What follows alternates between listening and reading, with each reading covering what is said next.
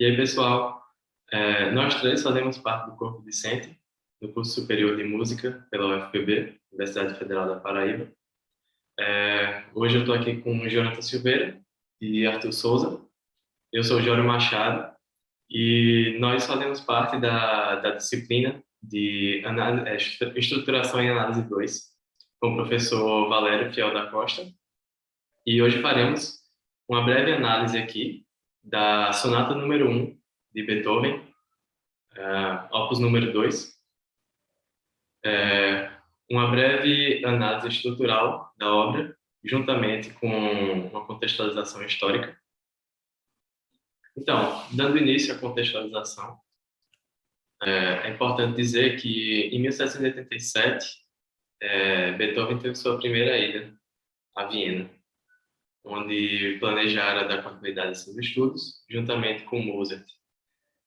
Devido a alguns contratempos familiares, perdas de entes queridos, necessitou voltar para a cidade de Bonn, na Alemanha, e só em 1792 pôde ter sua ida definitiva para Viena. Dessa vez aceito como aluno de Haydn, e onde pôde finalmente, com também muito incentivo de um conde da época, conde Waldestein, financiando sua ida a Viena e apostando muito em um futuro promissor do então estudante. Em 1796, ele lançou a sua primeira sonata, composta para piano,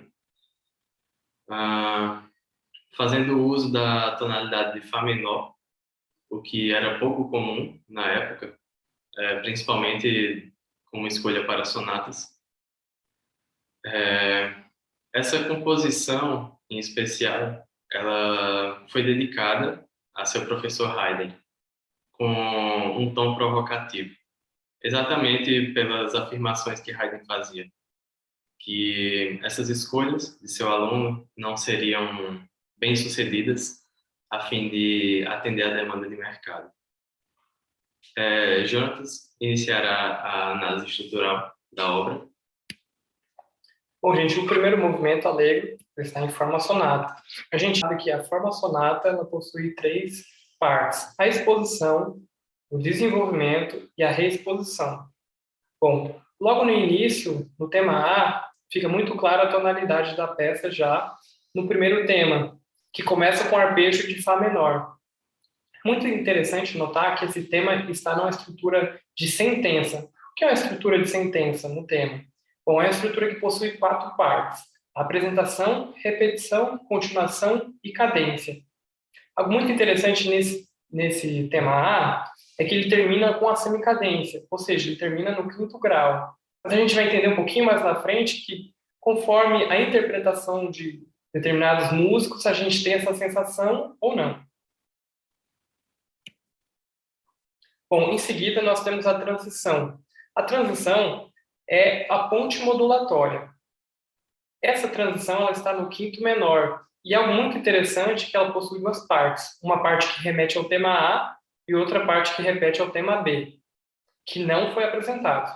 Bom, a primeira parte que remete ao tema A gente pode perceber muito claramente a articulação igual, o arpejo ascendente e os motivos são idênticos. Na segunda parte, a gente ainda não sabe qual é o tema, então eu vou apresentar aqui o tema só para a gente olhar ele e entender quais são os aspectos que fazem com que essa segunda parte remeta ao tema B. A gente percebe que o tema B está em direção descendente e a gente também percebe a questão da expressão das ligaduras, né? Que aí é diferente, é contrastante ao tema A, que ele é todo destacado, né? Bom, esse tema B, que é o tema secundário, ele também está numa estrutura de sentença. Essa estrutura, como a gente já viu anteriormente, tem apresentação, repetição, continuação e cadência. Agora, porém, ele está na região tonal da mediante. A gente pode observar aqui no baixo um ostinato que vai se repetir durante boa parte ali do tema B. Esse tema B, ele utiliza um ritmo parecido com o do tema A, porém em direção contrária, com articulações contrastantes e, como já falei, com arpejo descendente. Aqui a gente tem a continuação do tema B. E é muito interessante você observar as pausas. Como a gente vem falando, a questão rítmica ela está muito presente nessa obra. Então, desde o começo, eu vou voltar aqui um pouquinho para a gente observar, ela já não começa no tempo forte. E aqui também, ela começa no tempo 4, no tema B. O que caracteriza o uso do deslocamento métrico, né? Exatamente. Observem as pausas que são colocadas na cabeça do tempo. Então, a gente tem um ataque no contratempo, né? E isso, como a gente já está falando, é a continuação do tema B.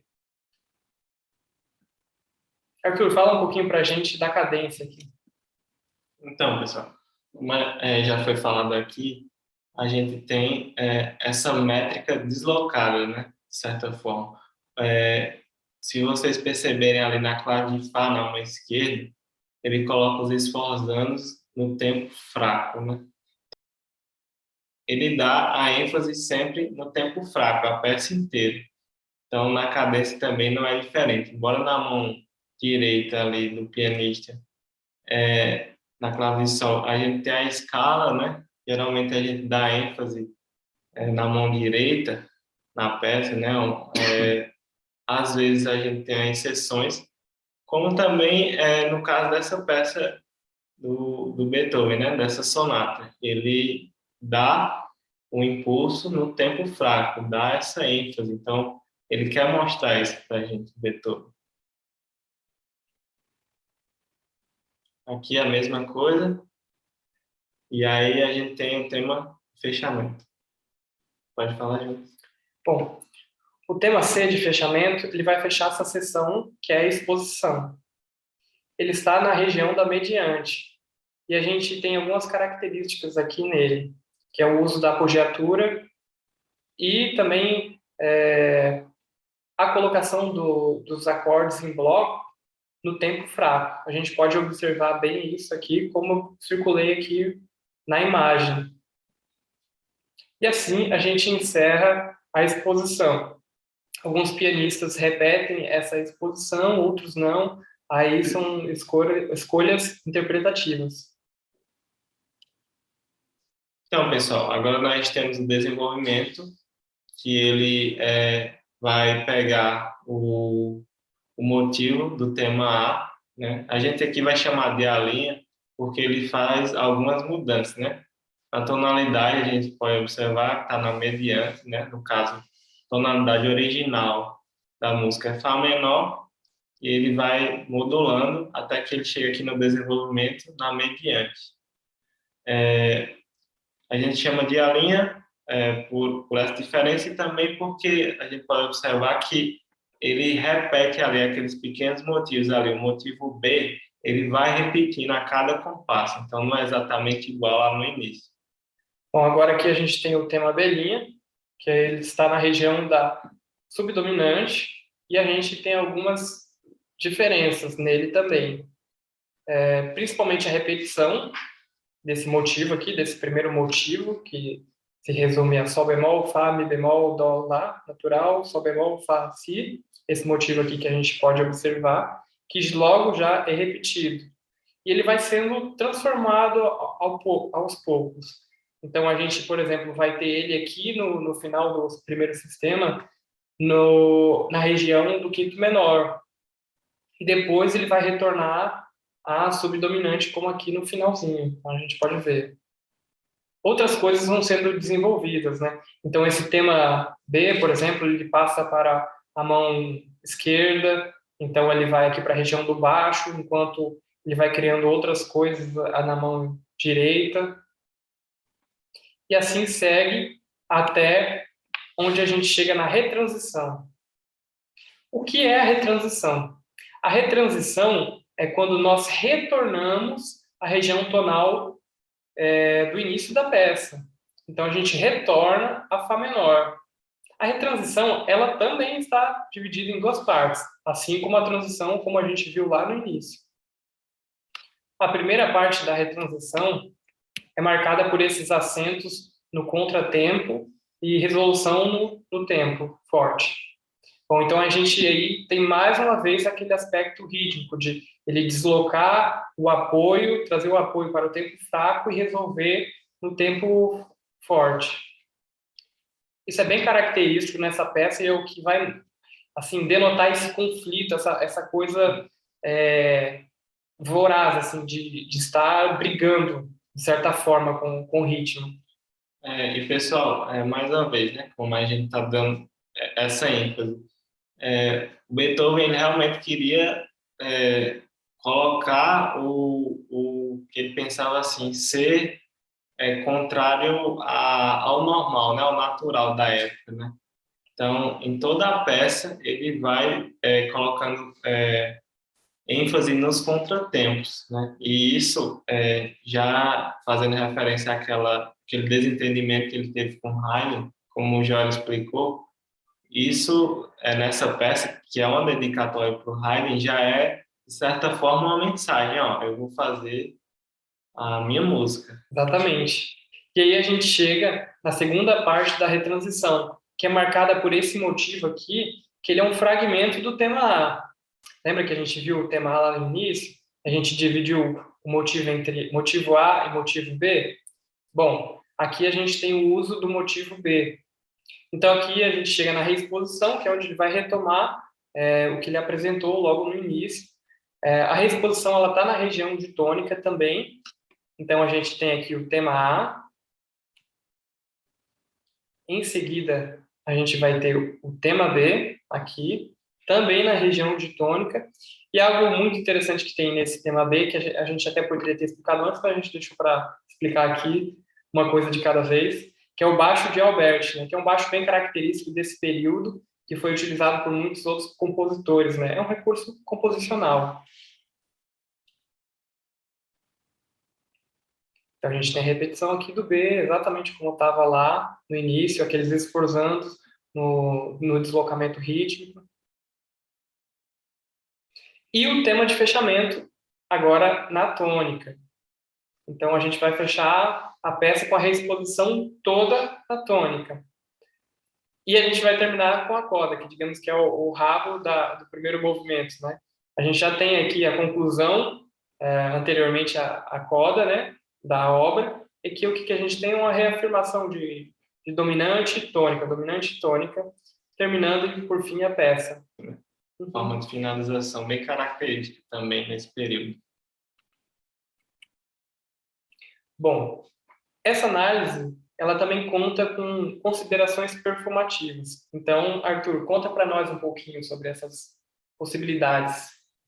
Então, pessoal, eu ouvi, né, e tomei como base, basicamente, 3 interpretações dessa sonata, né? A primeira interpretação foi do Barenboim, a segunda do Glenn Gould e a terceira do Kovacevic, né, pianista americano. Ó, a possibilidade número 1, a do Barenboim, né? O que vocês vão perceber, né, são alguns contrastes bem fortes entre as 3 interpretações, né? A primeira interpretação, a do Barenboim, ela soa mais polida, né? Mais cortês, algo mais, digamos assim, vocês podem observar na partitura, temos estacatos, né? Os estacatos do Barenboim são estacatos, mas não são tão curtos, né? Como as do Glenn Gould, por exemplo. Ele faz também um grande ralentando no final ali, na cadência. Então vamos ouvir agora um pouquinho.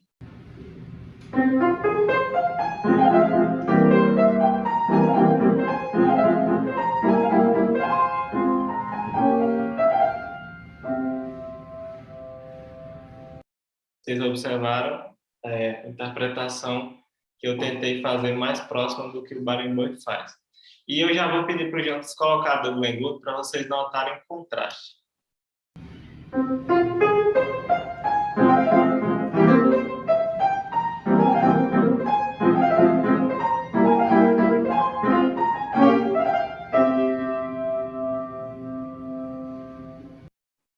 Então, pessoal, acho que deu para observar bem, né? O Glenn Gould, ele primeiro assim, ele toca um andamento bem mais lento do que se costuma tocar essa obra.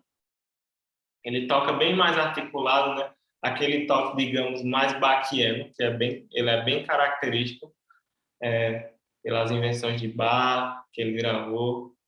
E ele também arpeja alguns acordes aí no meio que parecem até ornamentos, que soam como ornamentos. No lugar de ele tocar blocado, como está escrito, ele toca em arpejo, né? Outra coisa que vale destacar, né? Na cadência, o berimbau ele faz a finalização como está escrito na partitura. Vejam que o Beethoven ele escreve um decrescendo em direção àquele mi ali, né? Embora esteja escrito até o fá, mas a gente entende que ele vai até o mi. Então, a semicadência, que ela termina no quinto grau, ela parece chamar outra coisa. Então, é como se a obra não tivesse acabado, né? A gente tem a resolução básica de quinto primeiro e o Beethoven termina na semicadência, só que ele coloca um grande decrescendo. E isso faz com que pareça que a obra realmente, que a cadência finalizou, né? Que não chamou outra coisa. E o berimbau toca assim, a maioria dos pianistas tocam assim, mas o Glenn Gould não. Ele dá uma ênfase no mi para parecer que não finalizou a cadência. Uhum. Uma espécie de suspensão, né? Como se ele suspendesse a espera de algo. Né? Exatamente. Pode tocar mais uma vez, João?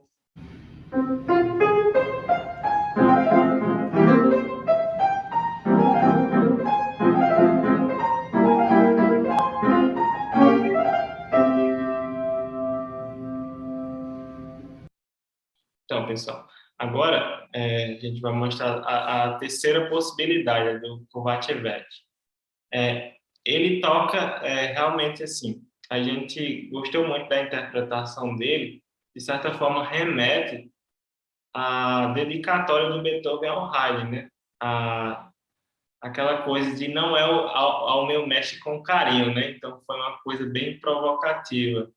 Ele tocou de forma bem impetuosa. Eu tentei passar isso, então a gente vai ouvir agora.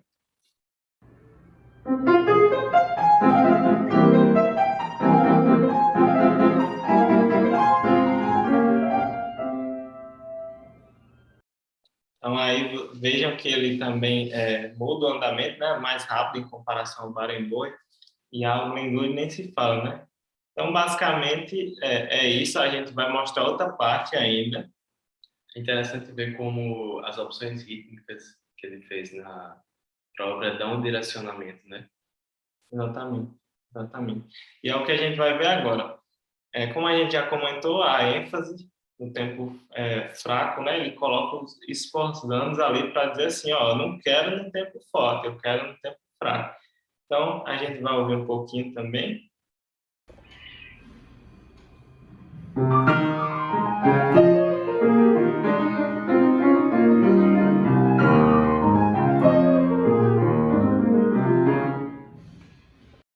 Então, é isso, pessoal, de considerações performativas. E agora, vamos todos juntos ouvir a obreta e passar novamente por toda essa análise realizada.